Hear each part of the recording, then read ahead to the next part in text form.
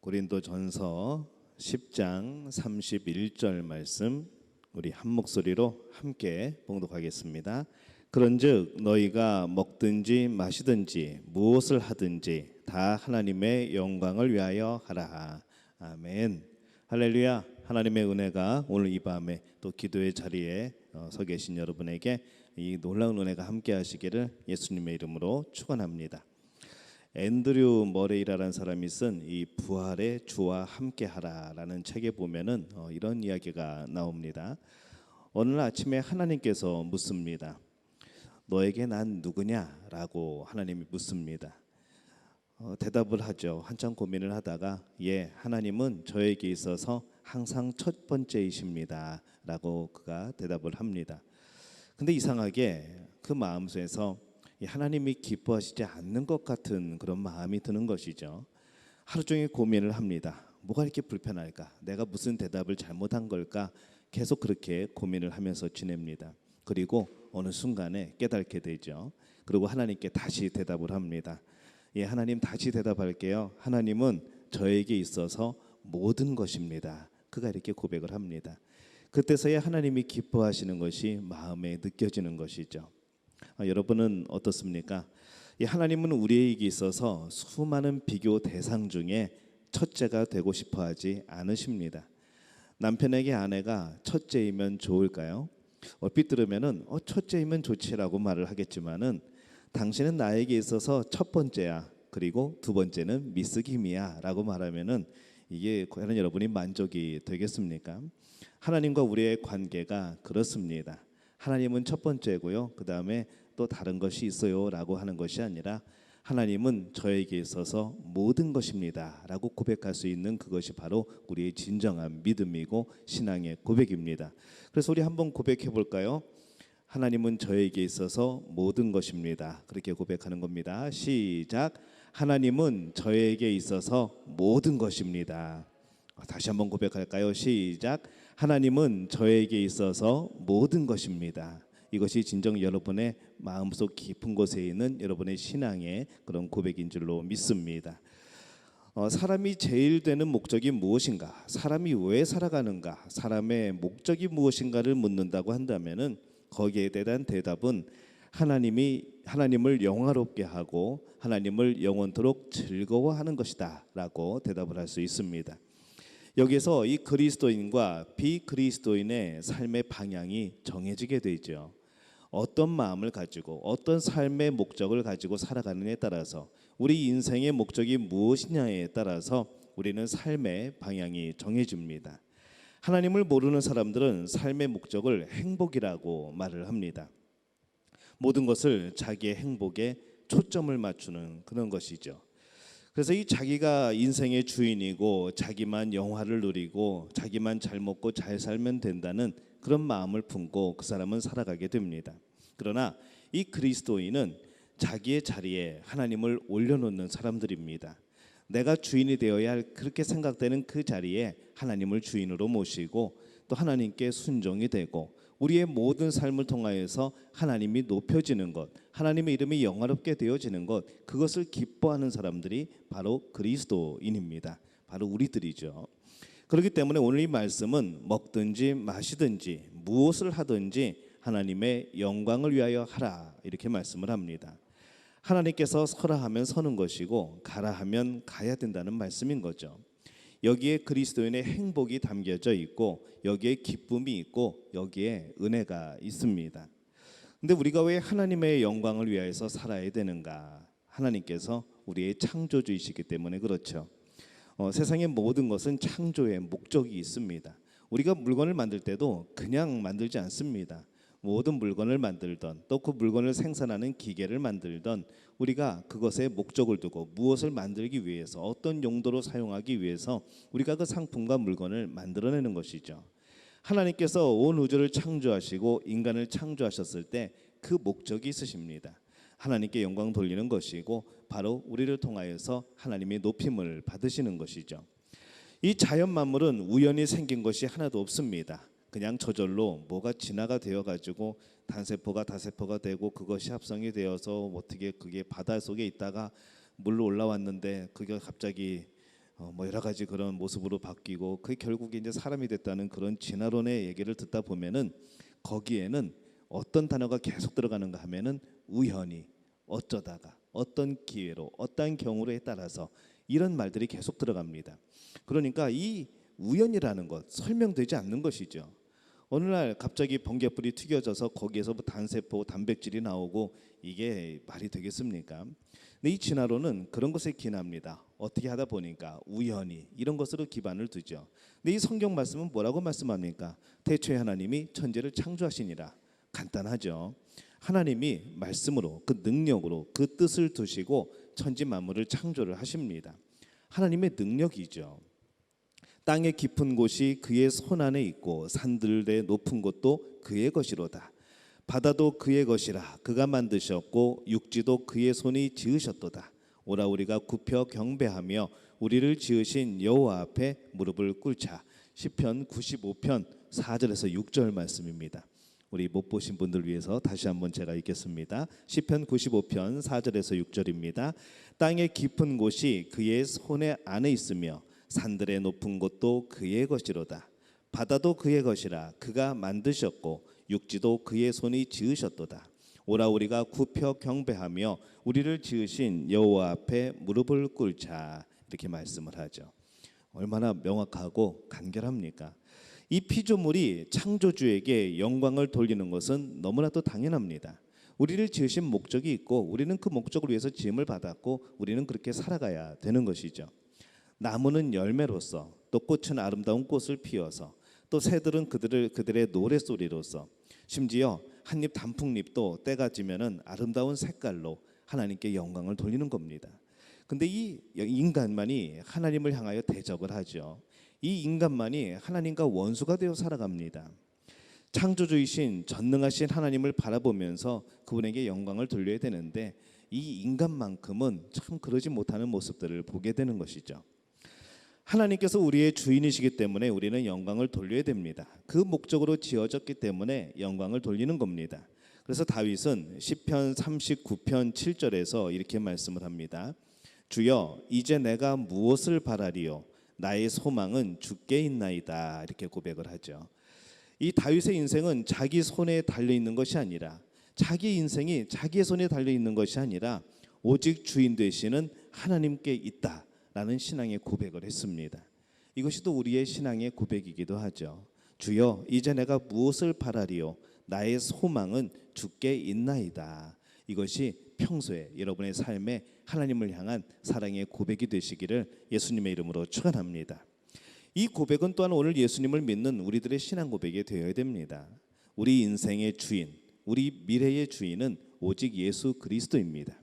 우리의 과거, 우리의 현재, 우리의 미래가 내가 주인공이 아니고 내가 주인이 아니라 바로 예수님이 주인이 되시는 것이죠. 우리의 가진 모든 것은 주인이신 하나님께 잠시 위탁받은 것에 불과합니다. 마치 어린이가 놀이터에서 자기 것처럼 신나게 놀다가도 해가 지고 어두워지면 모든 것을 그냥 두고 자기 집으로 가듯이 그냥 우리 인생은 그런 것이죠. 옛날에 한참 유행했던 그 70년대생 이상만 우리가 알 수 있을까요? 땅 따먹기 몇 년생까지 해보셨을까요? 이 땅 따먹기가 운동장에서 땅 따먹기를 합니다. 돌을 이렇게 튕기거나 그래서 던져서 이 3번 안에 들어와야 되는 그런 게임이죠. 원래 집으로 들어와야 되는 게임. 열심히 아이들이 막 쉬는 시간마다 나가서 땅 따먹기를 합니다. 엄청나게 넓은 땅을 차지하죠. 야, 그렇게 큰 땅 운동장을 넓게 차지하면서 결국 학교 종이 울리고 집에 갈 때는 그냥 두고 갑니다. 그 땅이 내 것이라고 고집하지 않죠. 다음 날에 등본 떼어가지고 이 땅은 내 것이요라고 하면서 그렇게 소유권을 증명하지 않습니다. 우리 인생이 마치 그렇습니다. 언제든지 하나님이 부르시면은 우리가 누리던 것, 우리가 소유하고 있던 것, 그것을 다 내려놓고 우리는 하나님 앞에 가는 겁니다. 근데 우리는 우리가 얻은 것을, 우리에게 있는 것을 영원할 것처럼, 영원히 내가 소유하고 있을 것처럼 그렇게 우리는 살아가게 되는 것이죠. 그러다 보니까 나누지 못하고 베풀지 못하고 그런 모습으로 살아가게 됩니다. 우리 인생도 마찬가지죠. 우리 인생, 내 생명, 내 손에 쥐어져 있다고 생각을 하지만은 그 생명도 내 인생도 하나님이 주신 인생이고 하나님이 주신 생명입니다. 그래서 그 주인이 하나님이라고 고백하게 되면, 그 믿음을 가지고 살아가게 되면은 우리의 삶의 방향은, 의미는 달라지게 되는 겁니다. 이 고백이 오늘 예수님을 믿는 우리의 신앙 고백이 되어야 되는 이유가 또 여기에 있습니다. 우리 인생의 주인, 미래의 주인은 바로 예수 그리스도라는 거 꼭 기억하는 우리 믿음의 가족들이 되어주시기를 예수님의 이름으로 축원합니다. 인생은 바뀝니다. 자연 만물은 하나님의 것으로 여전히 그대로 있는 것이죠. 진정한 주인은 창조주 하나님입니다. 그러면은 우리가 이 어떻게 사는 것이 하나님께 영광을 돌리는 삶인가? 이 그리스도인의 모든 삶은 하나님께 영광을 돌리는 데 맞춰져야 합니다. 교회 생활도 그렇고, 가정 생활도 그렇고, 직장 생활도 그렇고, 우리의 사업을 이끌어가는 데도 그렇죠. 이것을 하나님의 영광을 위하여서 우리는 그 모든 것을 할 수 있어야 하는 것이죠. 돈은 벌어도, 공부는 해도, 결혼은 해도, 취직을 해도, 이 사람을 만나도 하나님께 영광이 돼야 되는 겁니다. 하나님께서 그런 사람에게 더 부어주시지 않겠습니까? 하나님의 영광을 위해 살아가는 사람에게 더 좋은 인간관계를 허락해 주시지 않겠습니까? 하나님께 영광 돌리기 위해서 목적을 두고 사는 사람에게 하나님께서 더 좋은 직장, 더 좋은 사업의 형통함 허락해 주시지 않겠습니까? 저는 분명히 해주실 거라고 믿습니다. 그 속에서 우리는 하나님께 더욱더 많은 영광을 돌리게 되는 것이죠. 어떤 분들은 그렇게 말합니다. 나에게 무언가 이루어지면, 어떤 것이 채워지면, 내가 어느 정도의 수준에 올라가면은 나는 그때 하나님의 일을 하겠다. 그때 하나님의 일을 하기는 정말로 힘듭니다. 많아지면 많아질수록, 우리의 소득이 많아지면 많아질수록 11조가 점점 어려워지는 그런 사람들이 있듯이, 우리의 모든 삶의 환경들이 좋아지고 더 높은 그런 수준에 올라가고, 그렇게 되면 될수록 우리가 하나님께 더 많이 드릴 수 있을 것 같은데, 그것은 참으로 장담하기 힘든 그런 약속인 것이죠. 지금 하지 못하면 앞으로도 못하는 겁니다.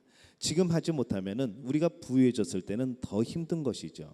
그렇기 때문에 여러분, 그 약속은 지금 하는 겁니다. 지금 드리는 것이고, 지금 나누는 것이고, 지금 영광 돌려야 되는 것이죠.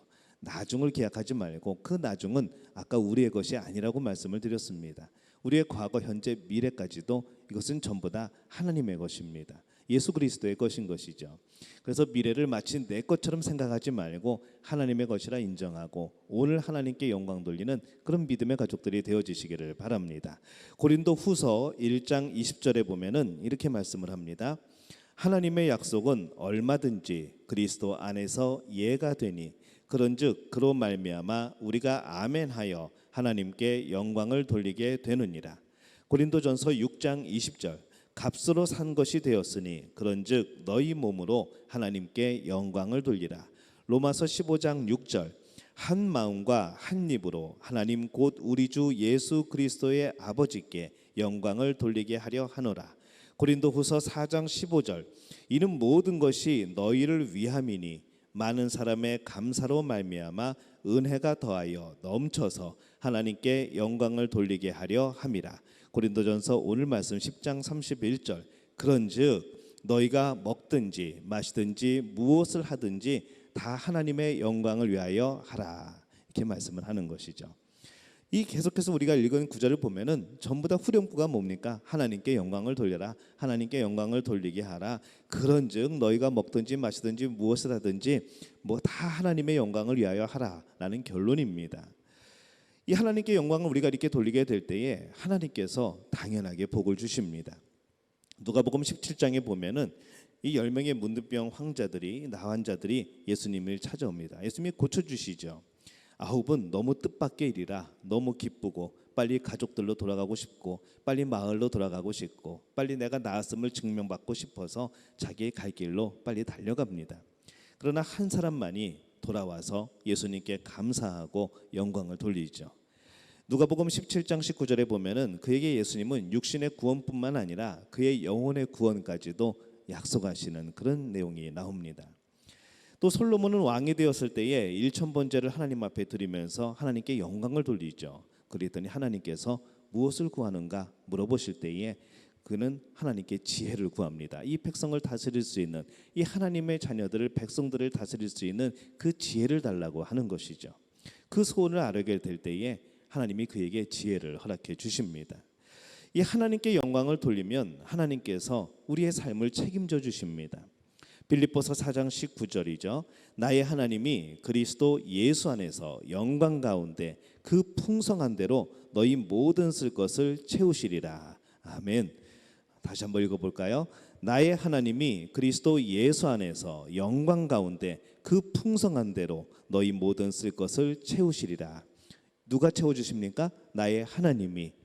누구 안에서? 그리스도 예수 안에서 살아가는 우리들에게. 또 어느 가운데서? 우리가 영광을 돌리는 가운데에서 어떤 얼마만큼이요? 풍성한 대로 너희 모든 쓸 것을 채우시리라. 이렇게 말씀을 하는 것이죠. 우리가 이 말씀을 꼭 기억하고 사시기를 바랍니다. 하나님이 주시는 거죠. 예수 그리스도 안에서 허락하여 주시는 겁니다.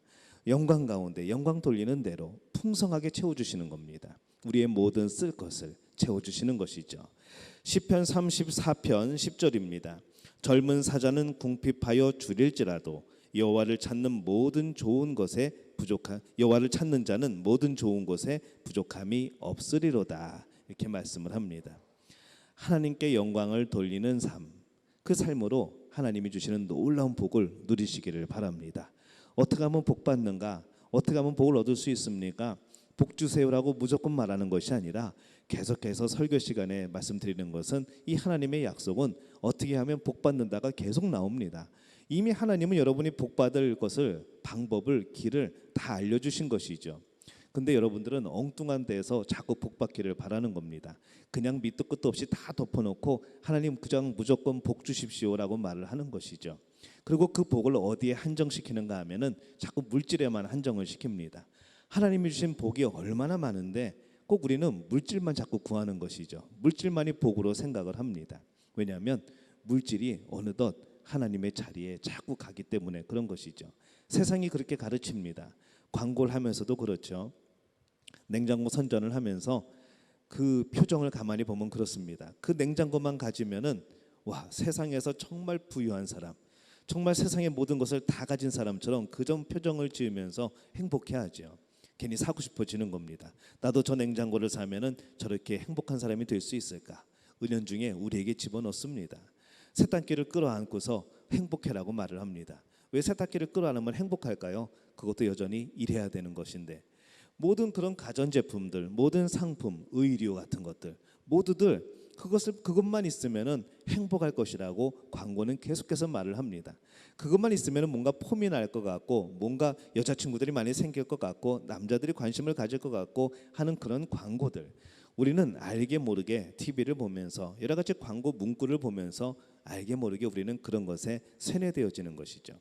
그러다 보니까 그것을 살려면 뭐가 있어야 될까요? 돈이 있어야 되죠. 물질이 있어야 됩니다. 자연스럽게 물질이 나의 가장 중요한 목적이 되어버립니다. 바로 그런 모습인 것이죠.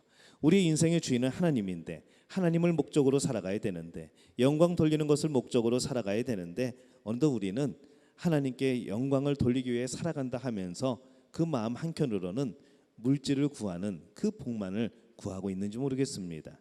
여러분은 어떻습니까? 어떤 복을 구하고 계십니까? 참 복의 종류가 많죠. 그리고 우리가 생각지 못하는 그런 여러 형태의 복들이 있습니다. 하나님은 그 모든 것을 주고 싶어 하십니다. 여러분이 생각하지 못하고 구하지 못한 것도 하나님은 주고 싶어 하십니다. 근데 여러분들은 자꾸 물질만 달라고 그러는 것이죠. 뭐 물질 많이 주시면 좋죠. 감사하죠. 하지만 그 물질로 구할 수 없는 것, 그 물질로 살 수 없는 복들, 그것까지도 하나님은 주시기를 원하시는 겁니다. 하나님 이것만 주십시오가 아니라 하나님 복을 주십시오라고 구해야 되는 것이죠. 하나님이 주시고 싶은 복을 주옵소서, 나에게 가장 합당한 복을 주옵소서라고 기도하는 것이, 그것이 더 여러분에게 이익이 되지 않겠습니까? 그것이 하나님이 더 기뻐하시는 그런 복을 구하는 기도가 되지 않겠습니까? 그래서 저는 바라기는 우리 믿음의 가족들이 복을 한정짓지 말고 하나님이 원하시는 그 넓은 복을 모두 다 얻으시기를 바랍니다. 지금 여러분의 삶의 초점은 어디를 향해 있습니까? 세상의 행복을 추구하고 있습니까? 하나님의 영광으로 그것을 바꾸어야 합니다. 여러분이 추구하는 것이 하나님의 영광이어야 합니다. 우리 성도들이, 여기에 우리 성도들이 살 길이 있고 은혜가 있고 하나님의 도우심과 형통함이 있습니다. 하나님께 영광 돌리는 삶, 어떻게 영광 돌릴 것인가? 나에게 있는 지금의 이 모습으로 어떻게 영광을 돌릴 것인가? 그것을 고민하며 기도하는 가운데 하나님으로부터 귀한 길과 복의 길을 방법을 찾는 우리 모든 믿음의 가족들이 되어지시기를 예수님의 이름으로 축원합니다.